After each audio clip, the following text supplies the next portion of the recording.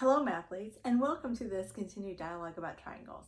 In this video, we're going to address the scalene inequality, okay? And it's not really a theorem, it's just this inequality that exists within triangles. And in long story short, it just says that the shortest side will be opposite the smallest angle, and the longest side will be opposite the largest angle. But this is not restricted to scalene triangles. However, can you see why it's not applicable for an equilateral triangle? It is applicable for an isosceles triangle, but you're only comparing two things, okay? So in a scalene triangle, we have three different sides and three different angles, and what is opposite each other is going to correspond in size. So this is what we're going to write down. Scalene triangle inequality says this. In a scalene triangle, the side opposite the larger angle will be longer than the side opposite the smaller angle. Okay, that seems pretty self-explanatory. So let's actually prove this so we really know why that works. What we're given here is actually set up for this proof. And if you were just given any triangle and you wanted to prove it, I'm going to show you what adjustments you would make, okay? So we're given triangle MTH, okay? Now, in this triangle, segment AH is congruent to segment HT. Now, that's not necessarily going to be in any triangle, but I selected point A so that the distance from AH and the distance from HT would be congruent. And we know that we can do that, right? Remember how we learned how to use a caliper and duplicate a segment? We were just finding that point A so that HT and AH were congruent. So this is where we're starting, and let's go from there. Begin by the way you know to begin an outline proof, okay? Claim what's given to you, and that's the reason why you can write it down. Do that for me first. Okay, now we're ready to rock and roll to the second step.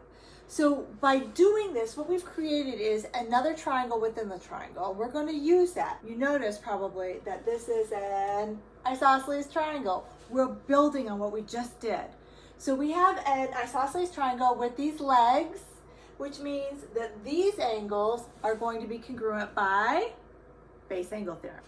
So let's go ahead and mark up our triangle in that way and also state that. Okay, so angle HAT is congruent to angle HTA by the base angle theorem.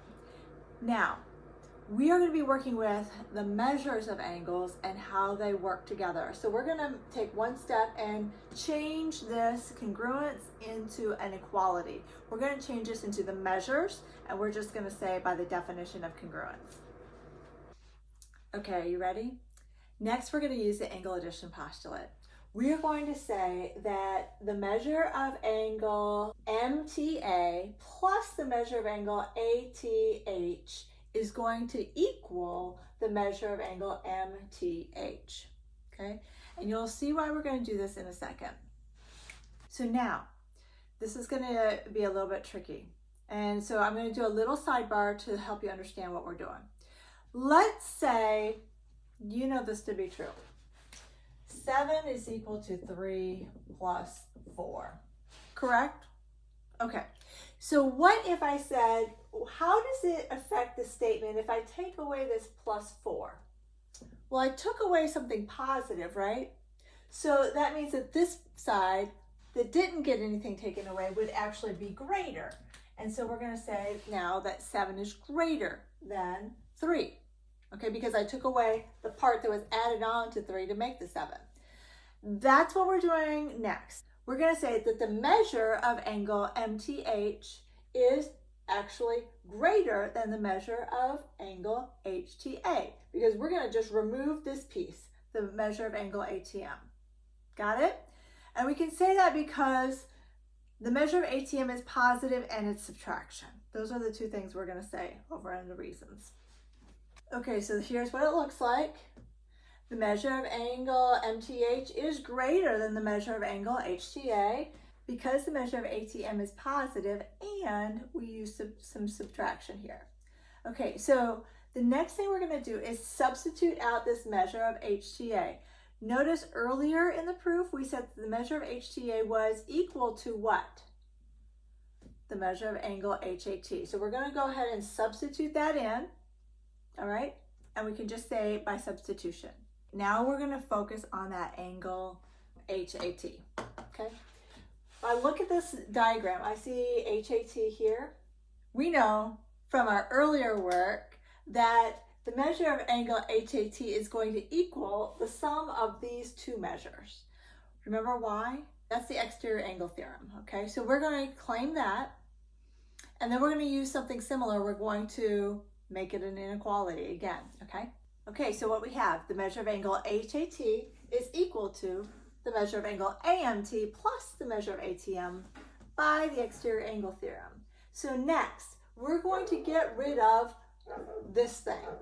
Again, we're going to subtract that off, all right?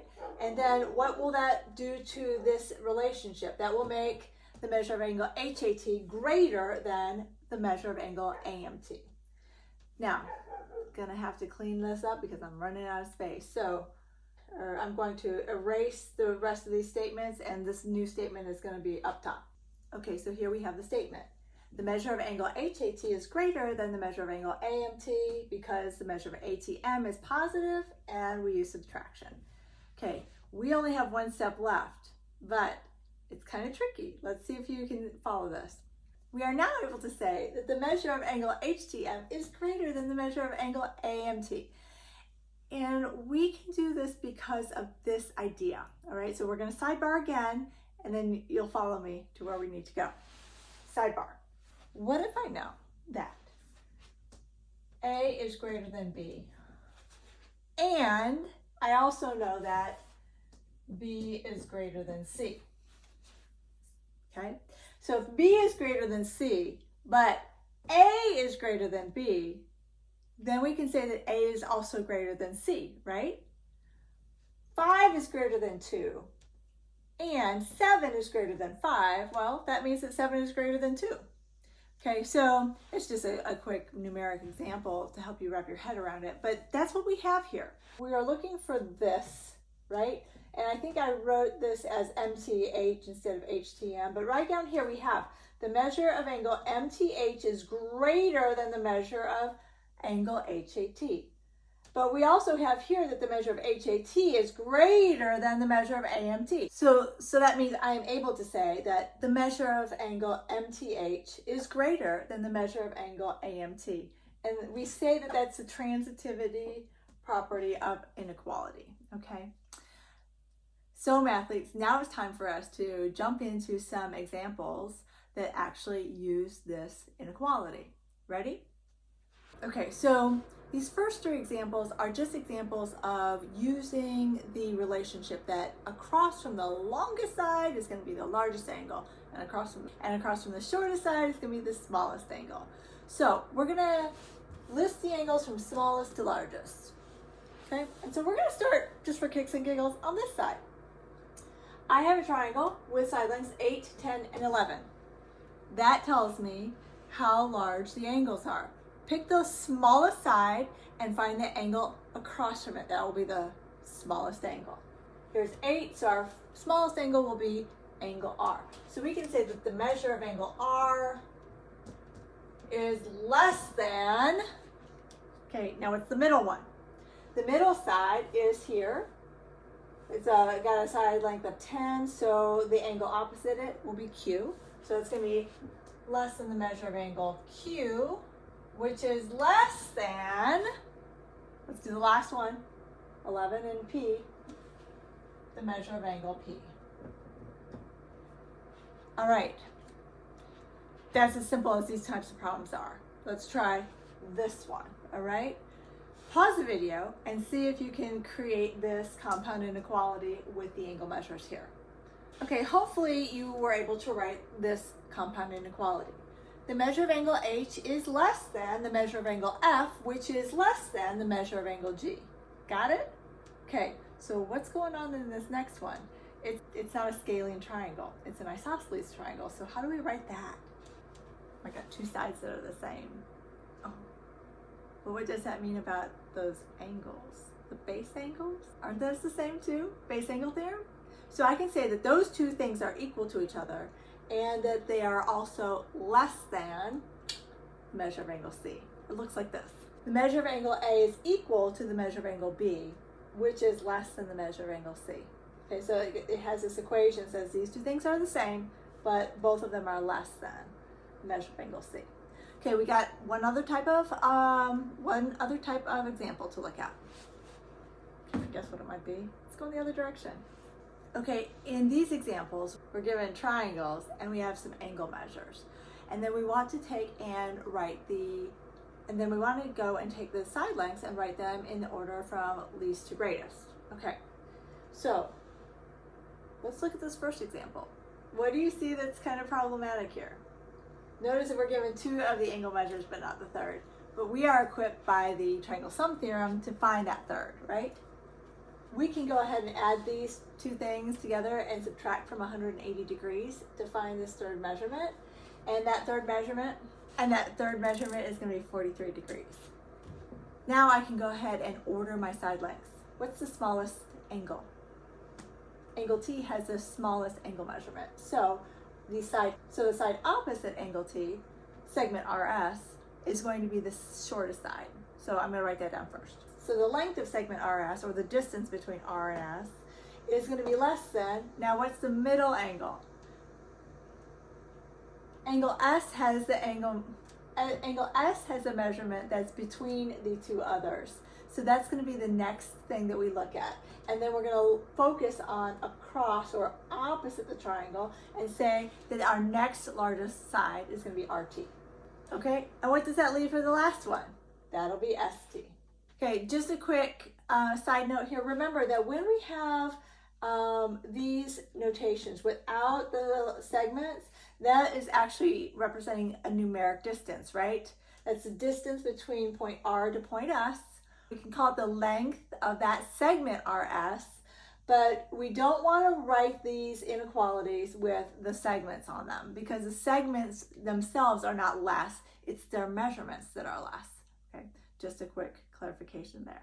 All right, can you do this one? Pause the video and see how you do. Okay, come on back, and you should have found that this angle measurement, you should have found that the measurement for angle A is 82 degrees. And then you should be able to write this compound inequality. The side length AC is going to be less than the side length AB, which is going to be less than the side length BC.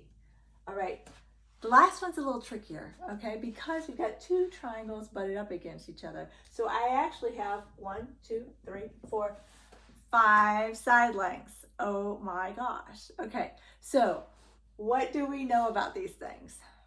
All right, so let's take a look. We know that these three angles are congruent, right? Same measure. What does that mean about the corresponding opposite sides? They will also be congruent. So I'm going to go ahead and mark that. We know that these three side lengths are congruent. Can we just write that down, that those three side lengths are equal? Let's go ahead and do that. So I know that side length AD is equal to side length AB, which is equal to side length BD. Okay. Now, let's focus on the other triangle. Shift your attention now to this triangle. Forget what we did on the other triangle for a second, just for a second. I want you to think about just this triangle and think, which one is the shortest side here? This one, or this one? Okay, and don't trust your eyes because your eyes can deceive you in geometry. You trust the measurements, okay? So notice that this measurement is 40 degrees, so that means that this one is the shortest side. This angle measurement is 50 degrees, which means this is the middle size side. And this one is 90 degrees, which means this one will be the longest side. So this is going to be shortest, and this is going to be longest, and this is going to be right in the middle. Okay? So what does that mean? This is all of these, right? So this is going to be the greatest, and this is going to be the least. So I'm going to put that this is, let's see, the shortest side is BC, and the longest side is DC. Because BC is the shortest side, its length is less than these. So it's over here. And because DC is the longest side, its side length is more. So it's going to be over here. And that's how you would write the side lengths from least to greatest in this situation. All right, mathletes, I am fully confident that you are going to be able to, with practice, apply the scalene triangle inequality. It's handy, and it also comes in handy in trig too, when you're verifying, when you're using like the law of sines, the law of cosines, that you end up with answers that make sense, that are logical, if you know this relationship. I'll see you next time.